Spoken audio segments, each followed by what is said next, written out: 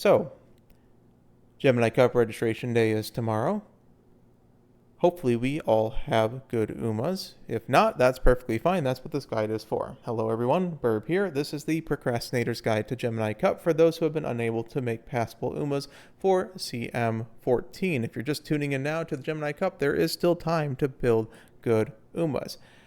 The reason why I do this is that, hey, my anti-frustration plan that I personally follow is saying that if I have 3 passable UMAs that give me a chance to get into A finals, I'm just done. I start going and working and building a good groundwork for CM15 in this case, the next champions meeting, by building parents to give myself the best chance on the next champions meeting and to have fun with that one as well. It's just my personal strategy. That is why everything seems to be a slightly earlier than you think. However, if you do not have 3 passable UMAs, it's okay to leak into registration day a day or two. Just don't stress yourself out, and once you get those passable UMAs, I suggest stopping.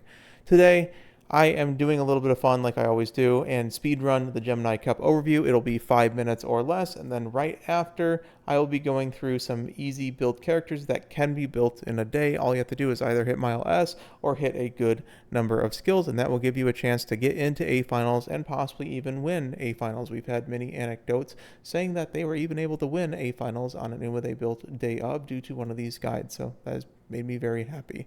We're doing 7 today because I couldn't narrow it down anymore. And of course, the full guides are available. We've done a lot of stuff in this Gemini Cup. We've made a tier list if you want to look for your Oshi on there and see how well I think that they'll do. We've done role guides for all of them. They're about 30 to 45 minutes a piece. And the big thing about them is they go and teach you why these things work. So you can go and use that info in other CMs, not just tell you what to build. Today, we're just telling you what to build because I have 5 minutes to do stuff. Okay, we also have an overview video that goes a little bit more into depth. So without further ado, I'm going to grab a drink of water and let's have a little fun and speed run the Gemini Cup overview.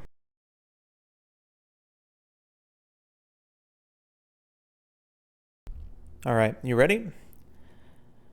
Let's begin. We are on the Tokyo 1600 meter turf track with firm, sunny, and spring conditions. Your green skills are those along with standard distance and left-handed. The track is nothing particularly special except that it is a mile track with an uphill in the late race, which means your natural power will not translate to acceleration as well, which means that your Excel skills are much more powerful. And this is really the name of the game, is Excel skills plus mid-race. For stat requirements, the Guts build has been very popular. I am here to say that the Guts build is probably a little bit too finicky to run for your first pass of UMAs, so I am suggesting the Speed Power Wit alternative for this particular CM, and I've been having good success with it. It's very consistent, and it does still win. 601 stamina is what you're going for the threshold for there. Otherwise, your Guts build is 901 Guts for it. If you miss some of these thresholds, it's not the absolute end of the world. For your Parent Inherits, front runners want Angling and Scheming and Victoria Porplancha. Pace Chasers want Nashina Flower Ultimate Budding Blossom, and Late Surgers and End Closers want Pump Iron and or Louder Trace and Cheer. And if you're going and expecting to be in the positions of the different roles, you can go and stretch them as such. The parents that don't really work, in my personal opinion, are Dober Alt. It procs way too early because the final corner's in the mid-race. The Marzensky Alt, I feel like if you're picking this, you'd better off just gambling on regular accelerations rather than killing your affinity. And then Taiki Alt, when it's not on herself, does not extend into the Excel zone. For primary acceleration skills, the End Closers have Straightaway Spurt, and the front runners have the Angling and Scheming Victoria Por Plancha. The Lates and Paces have Hopes and Dreams, but on here is a bunch of secondary skills like Louder Trace and Cheer, Pump Iron for the ends. On your left, Slick Surge, Furious Feet for gambles on the backliners, and Head On in the Pace Chasers. For velocity skills, front really want to get some straights in early race because it's very difficult to pass on that final corner. So prioritize those. After that, get your corner skills and then your late race skills. For backliners, go get some early race skills because they're very powerful, and then really focus on those final corner skills to give you the best chance of getting speed carry over. After that, corner skills, trace skills, late race skills, they are all good. Grab the ones that appear in your run. Remember that shifting gears and productive plan are front half skills, so they should be built on fronts and paces. They're unlikely to proc in backliners, and updrafters is a back half skill, which means it's almost never going to proc in the pace chaser and front runner position, and even some late surgers if they're in end closer focused lobby. For the tier list of roles, it's very clear that fronts and ends are the primary roles of this champions meeting due to the strength of Daring Strike and the accelerations available to them, whereas the late surges and pace chasers have a little bit of trouble. Taiki and Nishino can sort of hold their own a little bit due to their bonus accelerations. After that, the late surges have more late race speed than the pace chasers, who really struggle. However, the pace chasers are the easiest to build, followed by the late surgers and then the end closers. But the end closers aren't too much more difficult than the late surgers and pace chasers. So late surgers and closers front runners are what I would suggest building in that particular order as far as ease of use. That's it. That was the CM. I think that may be a record. I think that was like 3.5 minutes, but this is a pretty simple CM. You just hopefully hit your excels. The more excels you grab, it's nice. And grab the ones that are position based before you grab the ones that are gambles. All right.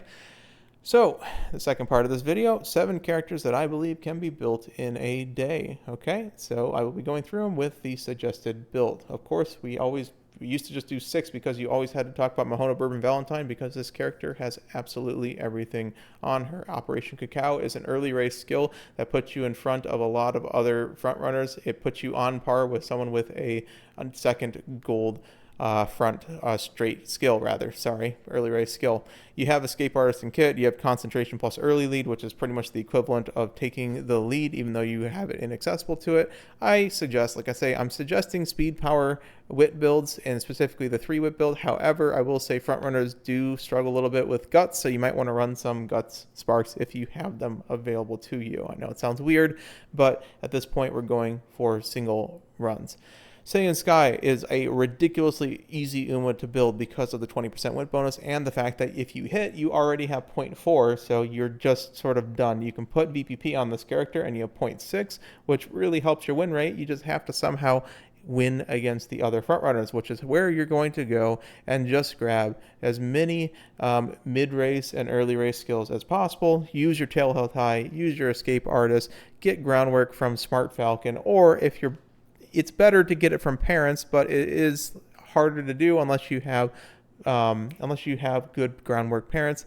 Probably just borrow a 9-star groundwork parent and go from there, honestly. But there you go. Speed, power, wit. You can guts max these. I don't suggest it for your first pass.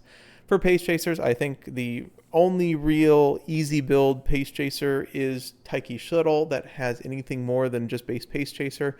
You can run Nishino Flower. However, Taiki Shuttle not only has the leak into the Excel zone, which is at least something. She has 20 speed, 10 wit, which is incredible. And she has Mile Maven and Changing Gears. So 2 massive mid-race skills to try to push into the front. You can consider getting VPP on this character for light front lobbies, because if one front runner does not go and it starts trailing, it's actually very easy to hit that second place. Now, just run a speed, power, wit build. Find motion's probably your borrow for speed star if you do not have it. If you don't get speed star, it's not the end of the world. You have 2 gold mid-race skills in kit.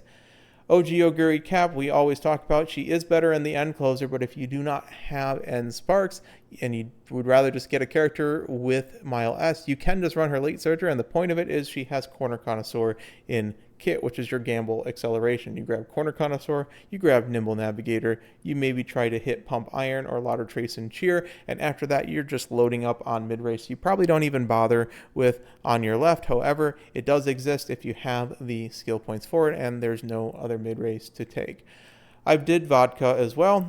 These 2 characters in particular in the late surgery guide have a full build guide in that video, but Vodka is like the exact opposite of Oguri Cap. You are basically 100% hoping you're in the back half of the pack somehow, and then you're cinemaing it. You can also guts max this character quite easily, as well as Oguri Cap, because of the growth itself. However, again, it is finicky, but point of Vodka is that she has 0.4 Excel and Furious Feet, which is unique to her, and Slick Surge is 0.2. You have your 0.6 in the back half of the pack. At that point, all you have to do is probably get Trace and Cheer, because you're hoping you're in the back half of the pack. She also has mile straightaways as well. Probably just run a standard speed, power, wit deck, get some Furious Feet, because that is kind of what you're going for as a late surger, fast and furious. And On Your Left as well as possible. You could also just get like NTR for bonus late race speed. Gold Ship is the first end closer on this list, is also a free-to-play character. There's a lot of free-to-play characters this time. Anchors Away is just that powerful. She gives you absolutely nothing besides Umastan and the fact that she has basically a second Daring Strike in kit. Her bonuses as well also lends really well to a speed deck. If you have a third speed card with 10% race bonus, I would suggest trying it. 3 speed, 2 wit, and a single power is actually incredibly powerful and incredibly consistent. You just sacrifice a tiny bit of wit, so you may need a bit of wit sparks and power sparks. And basically the thesis behind Goldship is that even though she gives you absolutely no skills, she just doesn't need them. You just get Daring Strike and Anchors Away on her, and she will be in the front half of the pack. Narita Taishin is just that powerful, and also she has good gross for the 222 build. The sort of hybrid between the power build and the guts build is running 222, 2 guts, 2 speed, 2 wit. These 2 guts cards don't necessarily exactly matter. You can also run Urara on either of those slots, and the point is you have Encroaching Shadow for your guaranteed 0.4, and after that everything is secondary. I personally like putting Trace and Cheer on Narita Taishin because I find it just like there's a lot of frontrunners right now. But basically you just get Daring Strike and hope you get Mile S, and that's really all this character needs. You can get more corner skills, you can of course borrow Bamboo Memory, but I wouldn't say it's 100% necessary. So that has been the 7 characters. At any point, like I said, the builds are flexible. If you feel like guts maxing, go ahead and go to guts maxing. But we've done a whole video on why that is risky just from the fact that you need a good summer tap. It cuts it into like a 1/3. All right, so don't frustrate yourself. Once you get your 3 passable Umas, my personal suggestion is to stop and build for the CM14. Start your parents on it. It is, of course, the 3.5 weeks away, so we do have some time. It is the Hanshin 2200 meter. I will hopefully have that guide out very soon, but I'm sure it's a perfectly reasonable cup with a very balanced list of viable characters. So I hope you've enjoyed this emergency guide. I hope it has helped you. If you are struggling at this one, I understand. CMs are quite difficult to get into sometimes. So good luck on building your Umas. Take care, everyone, and burb out.